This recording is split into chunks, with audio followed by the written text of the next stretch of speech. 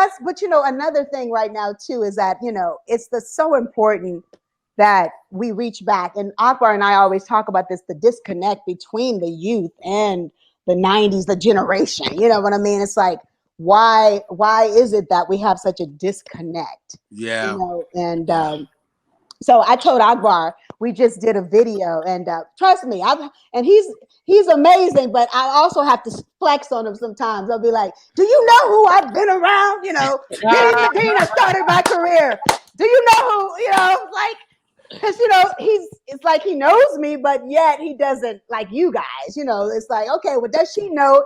I was like, no, trust me, I know. I would not look. I am not trying to act like I don't know what I know, but I know good music. And it's another thing when I heard Young Righteous Black Girl, and he didn't. It's something that hit me like Earth, Wind, and Fire. It was a very spiritual. When he had that kind of, how Maurice White used to. And no rapture and no purpose, and I need somebody to love and to love me, but me. Right. So he had that kind of thing when he was, young righteous black girl. I'm like, oh, and my friend is, Philip Bailey's Valerie. Shout out to Valerie Davis, his wife, right. Philip Bailey's wife. And I said, listen to this young king. And I said, he have that young, the Earth, Wind, and Fire feel? And the music was just really spiritual. And I told him, I was like, what made you write Young Righteous Black Girl? Righteous meaning right thinking. And so let's talk about Akbar. Talk a little bit about what made you, why do you even trying to separate yourself? Well, man, especially I feel like in the corona, man, this pandemic just gave me a lot of space to create, what I'm saying? Lock myself up and create, especially early on. And just being like a history buff, what I'm saying? My dad used to, because I grew up in the nation, man. I grew up in Islam and stuff like that. Okay. So I grew up with the teachers, man, and stuff. So it just gave me a certain different perspective and a way to look at things, man. And so whenever I sat down to write Young Righteous Black Girl, being a history buff, man, and understanding that, falling in love with history taught me to love myself again, love Black people.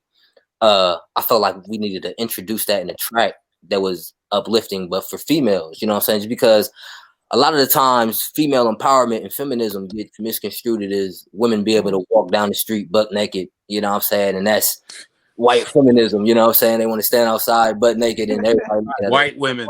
Yeah, sorry to say this, but the Karens. Not Karen White. Karen White, but the Karen. White Karen. Exactly. So it's important. I like that. Not Karen White, White Karen. White Karen. You heard it here first on the Godcast. Exactly, man. But it's just important for us to balance that out, man. And I felt like, it was just the perfect beat. We could take it to Timbuktu or Ancient Kemet, just talking about those ancient things that's not so far in the past, but just remind us about our history and our lineage, Put that in a song, it's catchy. So I felt like it was a perfect opportunity to do that, man. And shout out to Miss Karen for just pulling so much more out of the track after listening to it, and helping me see the bigger picture for the track. Because a lot of times you never know how people gonna take your art, man. It's all subjective. Well, the thing I liked about the song was it wasn't corny, because you could be like, you ever get those positive corny songs? Exactly. Oh yeah. Do good. Be good. And I feel bad. You know what you can do? Go to school, man. Yeah. But don't you hold up? But don't you feel bad when you get the corny positive record? Because it's like, okay, is there something wrong with me that I like this Migos record? Exactly. Expect someone like me to like it just because it's positive. Right. But this is what I've always said. Like, you're doing more harm for positive music by your shit being whack. Right.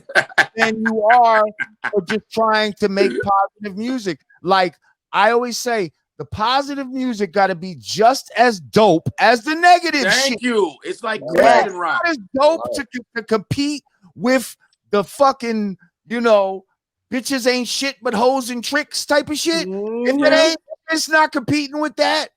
Yeah.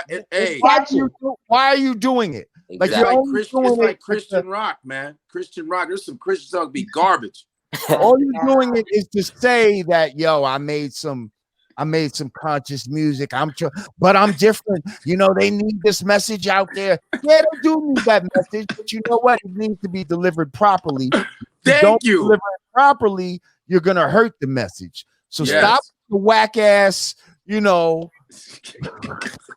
It's like clean comedy. There's some shitty clean comedy out there, bro. Yeah. Oh yeah. I'd rather you say ass than butt. Right. Queen. Now let's get let's go. You're a queen. Okay. You know what I mean? Like, wait.